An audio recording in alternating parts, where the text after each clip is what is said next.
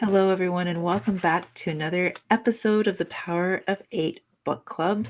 And this is the book that we've been diving into over so many episodes now by Lynne McTaggart. And today we're actually at chapter 18, and it's called Giving Rebounded.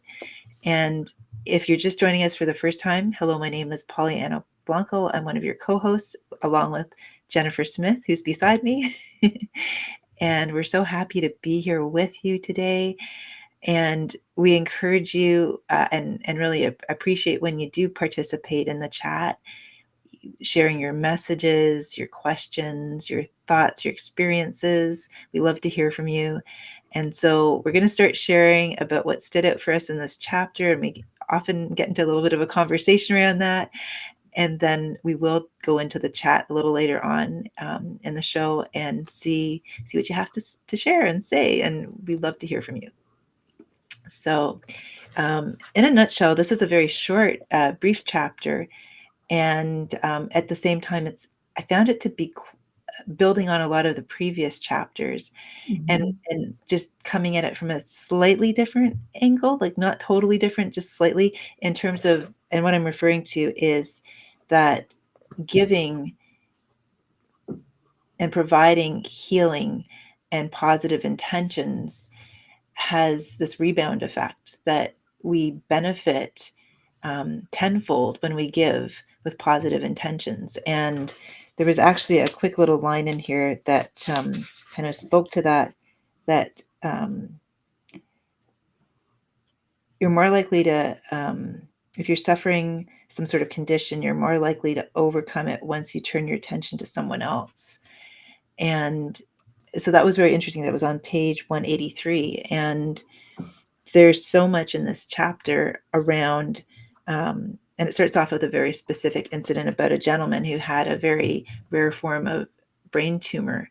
And he was told it was inoperable and that he wouldn't be able to have much hope of ever, turning it around or healing it.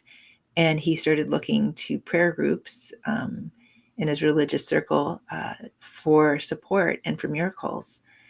And along the way, what he started noticing was that the tumor wasn't shifting.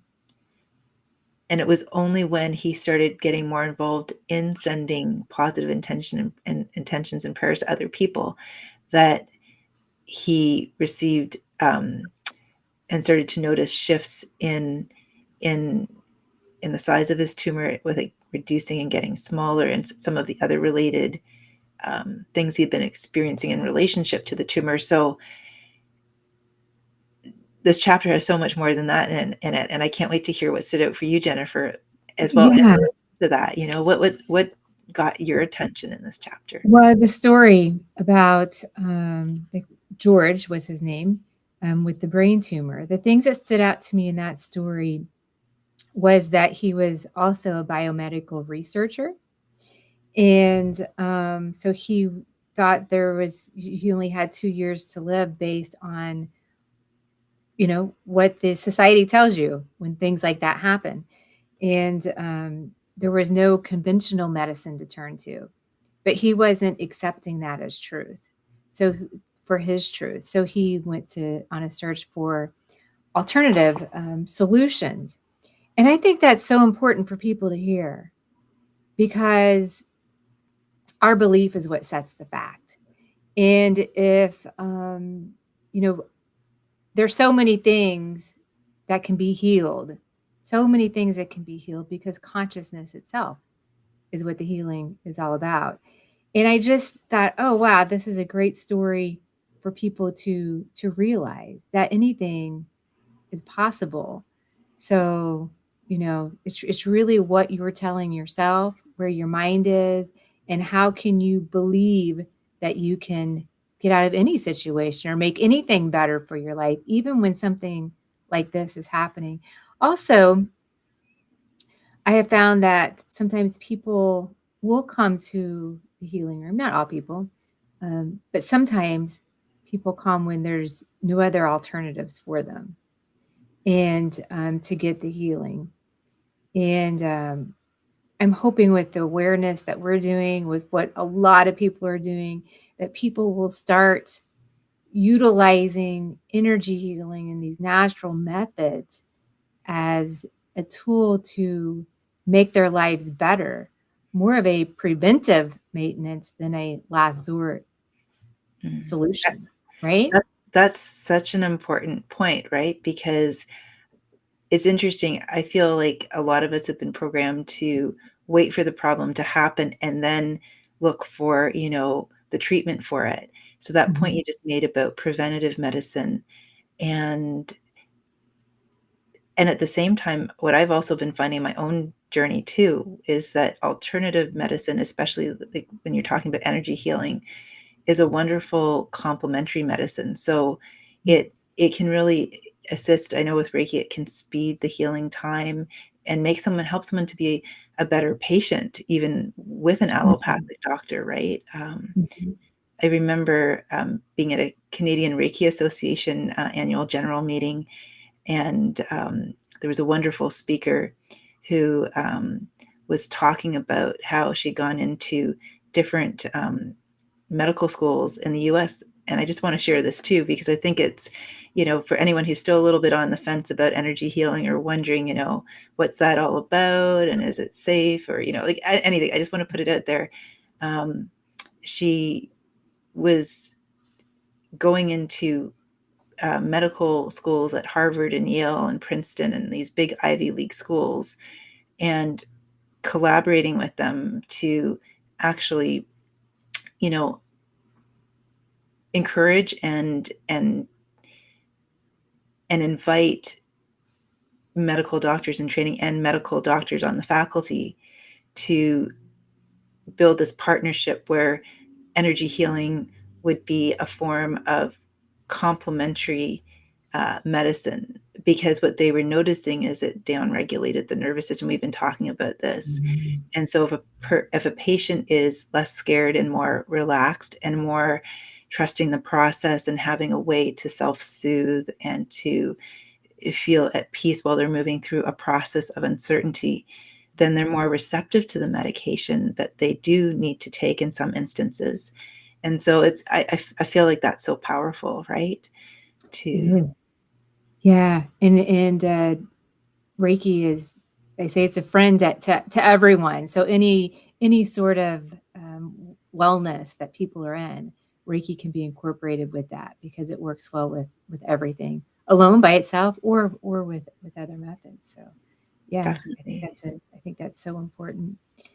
You know, and And as people are, many people understand it. We know that because we see more and more people that are moving towards the alternative way.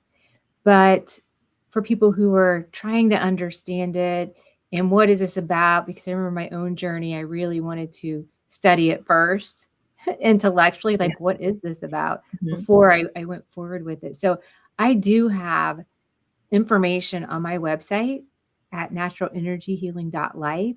And it's a free PDF download of a Reiki 101 ebook. So people can just download that for free and read all about Reiki. I've been trying to come up with all ways that would make people feel comfortable. And then I have an in-home study course too. So people want to learn about it and want to take the class, like Reiki Level 1 for self-healing, then they can purchase the online class that I teach, or they can come to a live class that I do as well. But just trying to give all kinds of options to help people. Definitely, because it's such a wonderful gift to give yourself, right? To be Mhm. able to show up for yourself with presence and compassion and become aware of yourself as an energy being. Um, this woman that I was referring to, and her name is on the tip of my mind. It'll come back to me, I'm sure, when we're talking today. She first kind of, I don't want to say stumbled. I don't know if she would use the word stumbled, but she wasn't expecting it. It was during the AIDS epidemic that she started, um, for whatever reason, she ended up in a hospital where she was offering energy healings to patients. Mhm. And it was Reiki. And basically, it helped them to have a different relationship to their pain.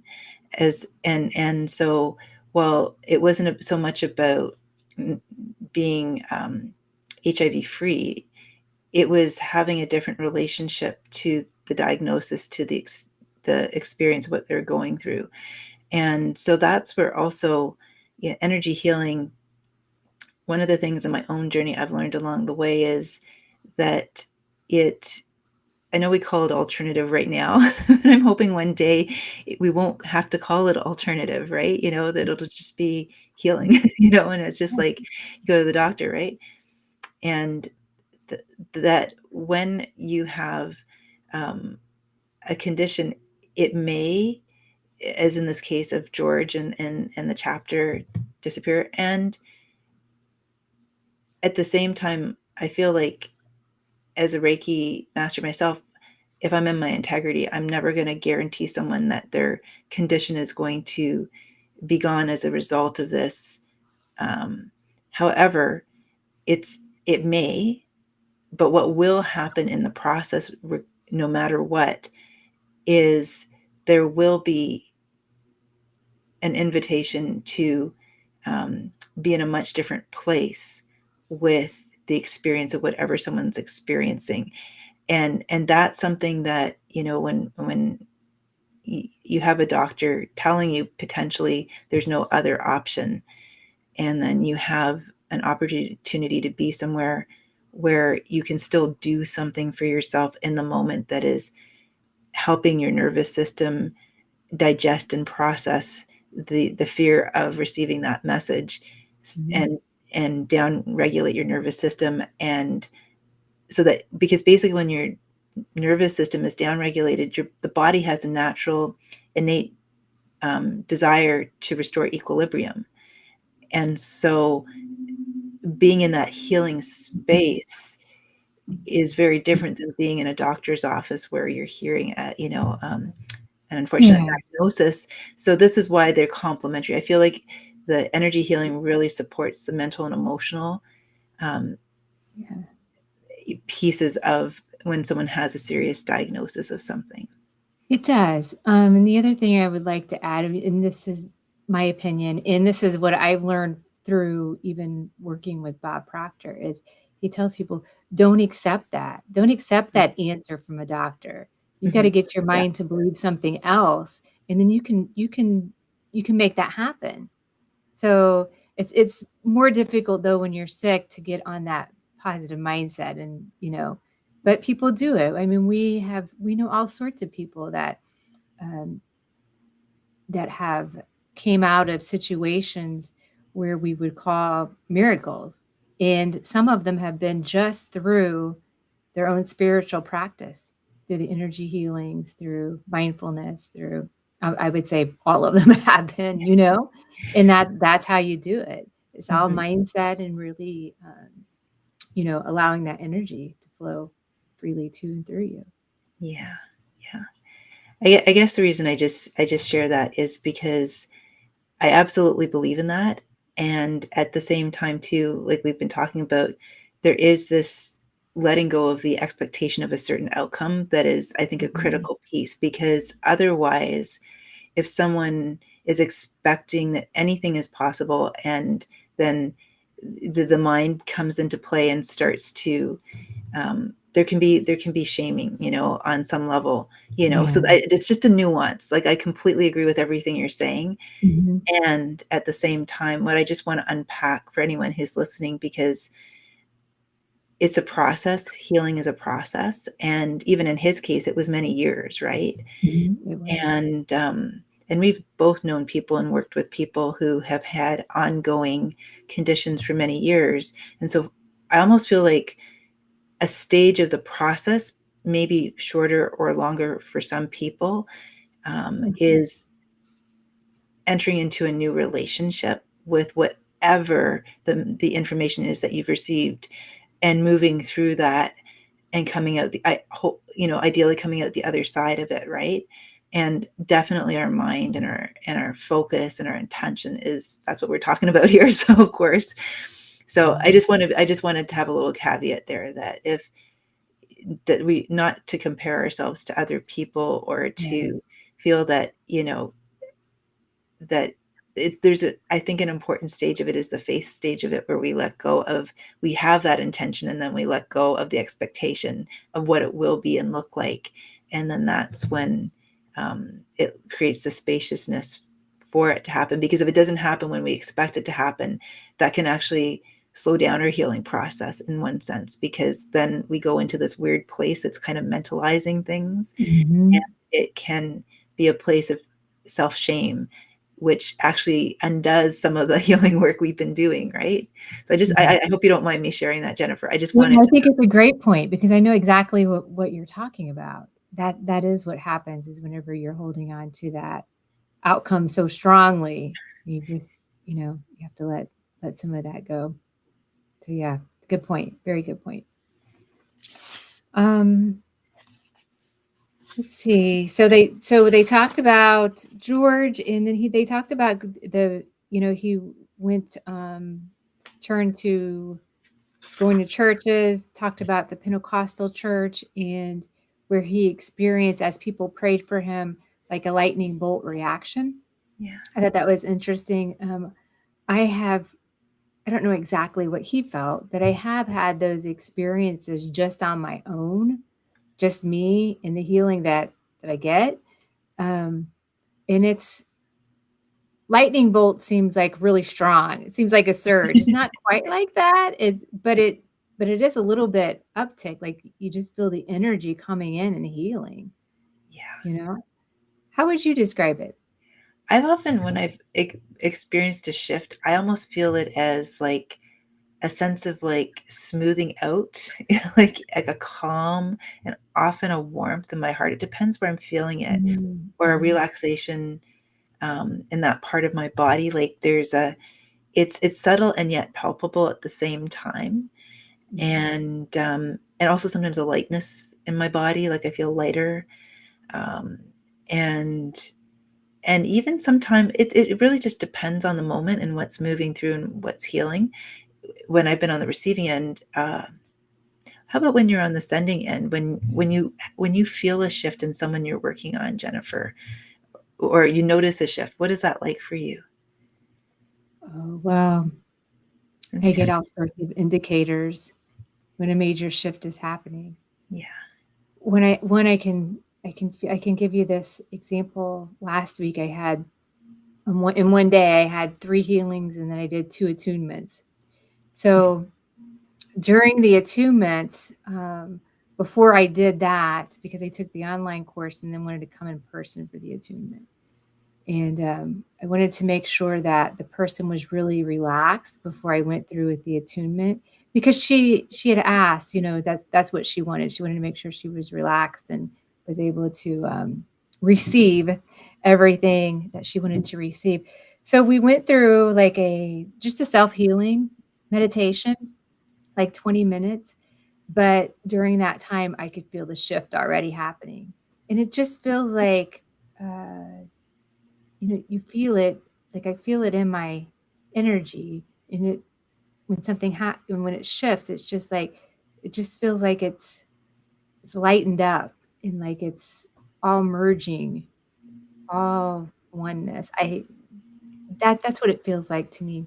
In the healing room itself, when shifts happen, I hear it through my ears sometimes, through the Interesting. frequencies that come in, and also I can see it. It comes in different sorts of you know different sorts of ways. So I really have to be present and just pay attention to, what am I feeling, what am I hearing, what am I seeing. Yeah, it's interesting how multidimensional it is, that Mhm. and so it's like everything's heightened, right? All the sensorial stuff, and then just the knowing too, like you'll get fly. I find it's very similar for me too. Like I'll see things, I'll hear things, I'll feel temperature changes sometimes. Mhm. And it's just about being really open and receptive to, like, again, the subtle, but they're palpable on some level. Whether it's like the temperature change, or sometimes I'll receive a flash of a message in the form of a picture or an Yeah. image. And it usually, I know it's not coming from me, because it's coming out of nowhere and it makes no sense to me. Mhm. And then I need to sort of be with it, sit with it, and discern, is it something I'm meant to share now or at the end, once the session is over, when we're sort of off of the table, or not at all, and or how much and to what degree and in what way, what supports the person intention for being there, Mhm. and their highest. So, and it's been uncanny every single time I've trusted that and shared that in whatever way I felt guided to share it. um, the response is always like it means something to that person. And it's so Yeah. fascinating to be in this place of neutrality and non-judgment, and just be like that clear, clean place for information to come through, because it's so fascinating, how it It is. resonates. Yeah. Smells come through too. Yes. So so I get some intuition that way as well. Yeah, I could in what to tell, what comes through for us and what to share.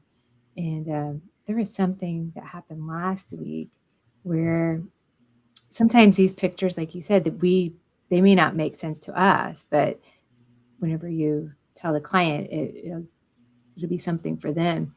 But one was I saw, well, it was just like someone holding a baby. That's what kept flashing up.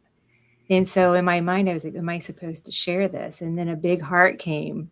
I'm like, okay, well, I guess I'm supposed to be sharing this. so so I did.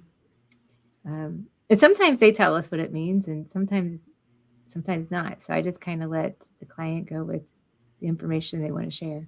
Exactly. Yeah. No, it's so interesting.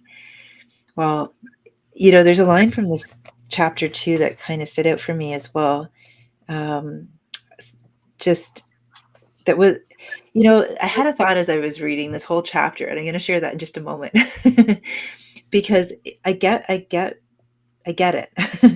And this is the line that I sort of am jumping off from. It seems then as if praying is more effective than being prayed for. So that's kind of almost flipping everything around in one sense, from, starting off being, the person sending the intention to someone else, and focusing on the recipient's experience, to now we've kind of come full circle in this chapter.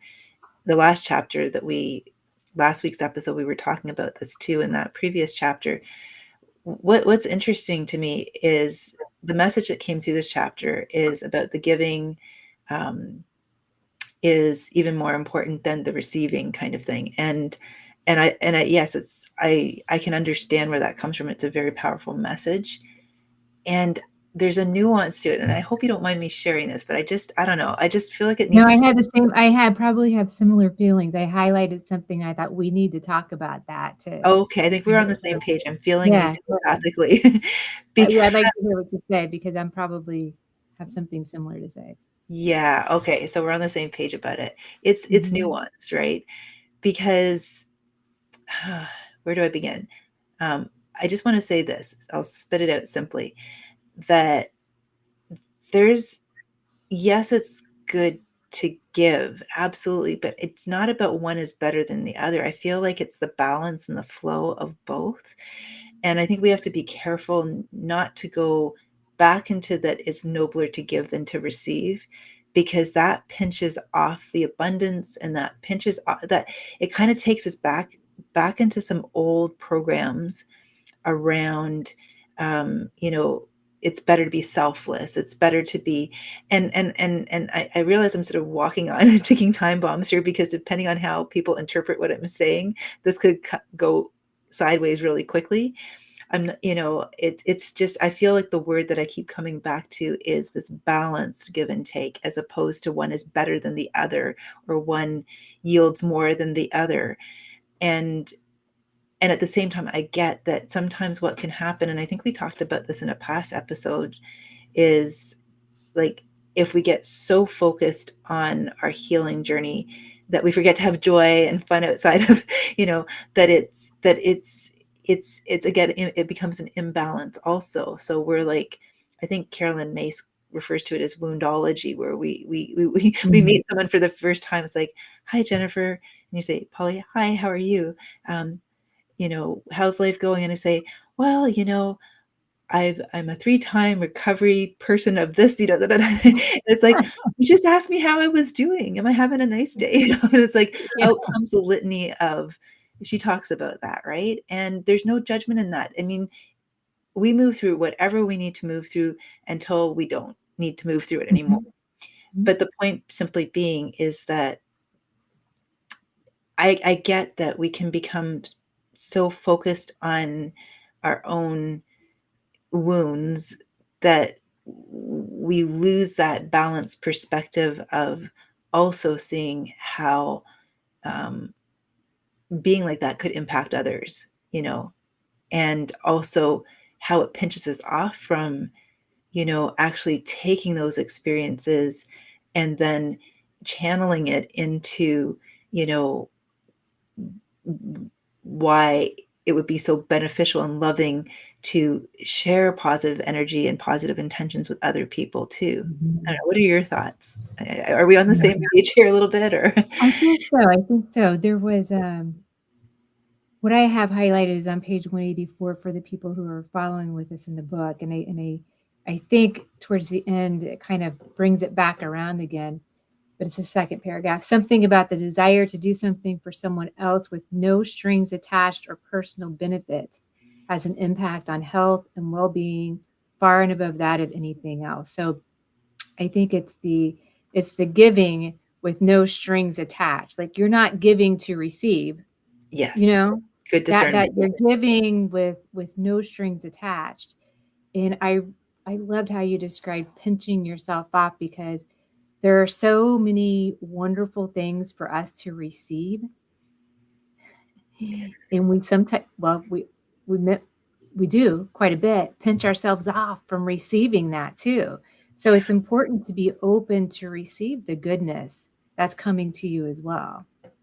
Yes, and you just made me think of it as you said that. It may not necessarily come back directly from where we sent the energy, right? Like, Mhm. we were talking about this a few episodes back, and this is sort of the and more part, right? Where you have a moment and you give from that pure place of good intention because it just feels like the right thing to do, and it's something your soul's Mhm. calling, your heart's calling you to do. Be kind, and then later on in your day, you're somewhere else, and then someone pleasantly surprises you Oh, with, yeah. a happy, moment, an exchange, a smile, a gift, a kindness. And you're like, oh my goodness, it's like it does boomerang back. We're not doing it for that reason. We're doing it because it's just how we want to live our life. It's interesting that that happens, right? Well, I think that the energy you put out is the energy you get back. Yeah. So, that's a motivator for people to be kind, to give the good energy to no matter where they're at. It's going to come back to you in some form. So, I'd rather be giving off good energy all day, Yes. right? And then see how the day goes. But yeah, I think that's good. And I hear so many quotes about givers gain, because Yeah. giving is important. You don't want to just be a taker all the time, you know? So it should be a balance between giving and receiving. And you know what? Okay, two little discernments here that popped into my head. There's a difference between being a taker and being a receiver, don't you think? Oh, I like that. Being a difference between being a taker and being a receiver, right? Because a taker is like focused just on what they can get from a situation, and that comes from scarcity and fear. And I think sometimes people confuse the two, confuse a taker with a receiver, because you see people who have big hearts giving a lot, but then when it comes time to giving themselves, self-care, attention, as a sacred self-care coach, this is why I Mhm. feel like that balance piece, right? Because there is some dogma out there in the world about it's nobler to give than to receive. And I get where that's from, because giving is really important. I'm just trying to like just fine tweak a little thing, because sometimes what happens is that, and we've seen it where, someone has a big heart, they give a lot, and then when someone wants to give back to them in kind, they kind of pinch it off, right? They feel Mhm. uncomfortable with receiving it because they don't want to be perceived as a taker. And Mhm. Mhm. what actually sometimes we are blind to in that moment, despite our best intentions, is that receiving is also giving someone a gift, Yes. right? Yes.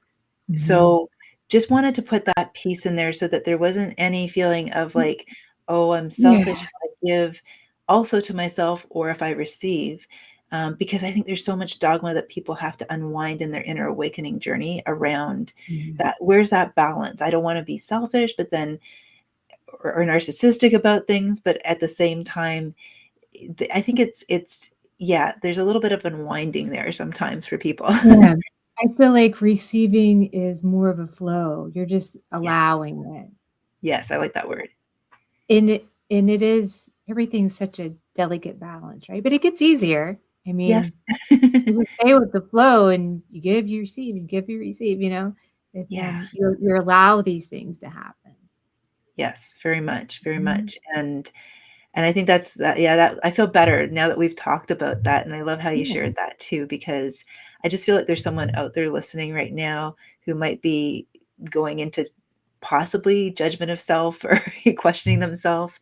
And I feel like the message is clear in this chapter that absolutely it's a pleasant surprise when you have that positive intention to help someone else, and you receive even more than than the other person that you're giving to by giving first. That's the flow you're talking about, right?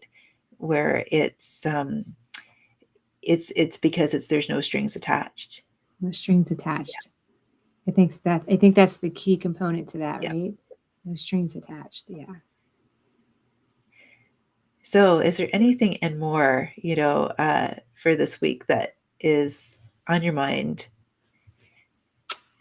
Anything and It seemed like there was nothing's coming to me right now on what to share. I journal all the Sorry to time, put you so on the it's like spot. it seems like a normal thing for me. It's like, okay, which one should I share? Yeah. Yeah, I know it's been a pretty calm week here too, overall. Today with the eclipse energies, I feel like I don't know, I'm feeling kind of guided to share this. I feel this could be a day for some people where if there are imbalances or things that have been left unsaid that are creating imbalances in that flow of giving and receiving, or the way things are being received, let's put it that way, there might be a moment to really um, notice that and then find your truth in that moment and find a way to, express it and communicate it in a way that rather than suppressing it, rather than, don't eclipse yourself is what I'm saying. Allow yourself to receive whether it's a soul lesson or an aha moment. Do And you at think the that's what's going to be coming up for people? Is that the Yeah, I feel like eclipses like this one today is I think it was 2:49 p.m. Eastern. I think it was Eastern at that time. I feel like that many things could come up, but I feel like eclipses are a time where things that have been hidden, in plain view, have that opportunity to be revealed to us. So this is where I feel like, you know, giving ourselves permission to go there. There's a giving, so we can receive the insight, the aha moment. And I know in my own experience today, I had a very it kind of really caught me off guard. And it's something that had been eclipsing me because, in all truth, with a just speaking in broad brushstrokes, I was eclipsing myself in one area where I was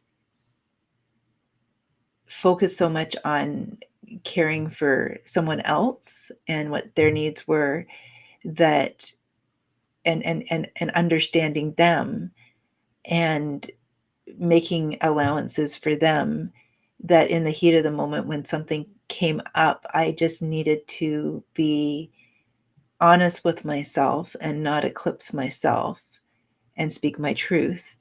And so that's why, And then, of course, I got curious. I was like, what's going on today? And then I realized, oh my gosh, it's the eclipse today. And so I feel like, that giving and receiving it also starts with, what we can give ourselves. If we can give ourselves compassion, if we can give ourselves honesty, if we can give ourselves truth, then we're better able to show up in other areas of our lives. And sometimes it comes out well, sometimes it's messy. But at the end of the day, to be able to see it for what it is, as opposed to putting it back in the shadow again, or trying to stuff it back in, because this is how we shift and expand beyond it. We recognize we're not it. It's something we're experiencing. And at the same time, to e- understand that there's a clarity and a realignment that wants to come back into place. And so there's that giving and receiving with ourselves in order to be able to then fully do it with someone else outside of us, right? I don't know, that's just what's kind of bubbling up inside of me today. Yeah. So things are bubbling up to clarity about. Yes, yeah. Yeah. I would say mine was this morning, and it was more of an internal thing with me, you know, and then allowing myself permission to do the things that I want to do. Yeah. You're so like, especially whenever you're trying to straddle this quantum world that we experience in the 3D world. And it's like, okay, do I go way over here, or where do I dip my toe in? And this morning I was just like, yeah, I'm gonna do both. And for Perfect. some reason and I can tell you, I feel this as energy like in my head area. Like I can feel it like in my so I always know that something, and once I kind of talk myself through that, I'm like, yeah, you can do it all. Just do it. And then ever since then, the rest of the day has been fantastic. Been very flowy. Nice, nice. Yeah, I hear exactly what you're saying, because you honored that moment with yourself. Mhm. You didn't make it an either or, this or that, and you acknowledged that it could be an end, right? And Mhm. that cleared the energy. That was a shift. That was a healing in and of itself, right? In that moment, that shift You and can feel it. You can feel it. I mean, it's like an energy shift. You can feel like everything balance again. that's exactly how It's I felt. phenomenal. Yes, yes, and that's the thing. So I feel like this eclipse energy today, for some people, it may be bringing things up that have eclipsed us, because it might be a little shift, it might be a big shift, it might be just something that has been left unsaid for too long to ourselves or someone else, and it's necessary to restore equilibrium, to clear Mhm. the air, to to heal something, to restore the love, to restore the equilibrium, that kind of thing, and to get us out of those. I think one of the ways we eclipse ourselves a lot, as people, is with our stories, right? The stories we can make up about things, Yeah. and so sometimes well, not sometimes, it is important when we're to notice that when we're in that, and to be able to be willing to receive, Yeah. And I give would say ourselves. it's our beliefs too. It's our Yes. beliefs, what we allow ourselves to believe. Yeah. Like, Yes. Yeah. for me, it's like, especially this morning, is you got to listen to yourself. Just because someone else is saying, "Oh, you should be doing this," doesn't mean that's true for you. Hmm. You got to take a deep dive in and say, "Okay, what's true for me in this moment? What should I be doing?" We have all the answers we need ourselves. The other thing I wanted to point out was that our body is so important because it tells us what's going on. Like when we're talking about, we can feel the energy shifts, Hmm. and our body's our vessel, our instrument that lets us know what's going on with our emotions, with everything. So It's almost like a pendulum that way. yeah. It's giving us feedback, right? And Mhm. I think, yeah, it's important because this is why living in our hearts is so important too, because when we get too much into our story, we get too much into our head, and that is what pulls us out of our heart, because our head often puts us into fear, right? And so then the fear means we don't want to be in our bodies, right? And so getting back into our bodies is about getting back into our hearts. And when we're back and in that sort of grounded place where we can hear, and notice what's going on in our body, then that also is the bridge to opening our heart more. So, Yeah. Well, very good. Well, that was a beautiful share. It's thank you. 444. Oh, perfect. The angels are with us. Yes, yes. Is just So, out of curiosity, is there anyone, do you want to just take a peek in the you have chat, any, see if there's anyone there? let's see if we got any messages today. Any live messages? I do not see any questions today. That's okay. We'll be back next week if you have them. Yes. Or leave them in the chat if you're watching this at a later time, or you decide something has come up for you and you want to jump back on the video. We'd be happy to answer them next time. Exactly. All And right. Jennifer, did you want to mention a little bit more about the Power of 8 group landing page that we have? Yeah, we have the Power of 8 group. It's a landing page. It's at meetthelight.com/thepowerof8. And we have a form that you can fill out there if you'd like to be a part of the group of 8 that will be sending healing intentions. But if you or someone you know would like to be the receiver of those healing intentions, you can also fill out a form for that. I was looking at this morning because we still have a few more, about 4 more weeks of this book, but then we get to part 2 where it is talking about gathering the 8 and moving forward. So I'm hoping we can wrap up all of that within the next 4 weeks, so we can start with our Power of 8, helping people assemble that, and we too will be a part of it. And then also having people that submit to be the receiver for the healing intentions. Yes. So again, that's the meetthelight.com/thepowerof8. That's the landing page. So please feel free to fill out those forms if you're interested. Sounds wonderful. Excited about that. Yeah, me too. All right. Well, thanks everyone for joining, and we will see you next week, where we will review chapter 19, which is Thoughts for the Other. Yes, I'm so looking forward to that. That sounds very interesting. It does. Thanks, everyone.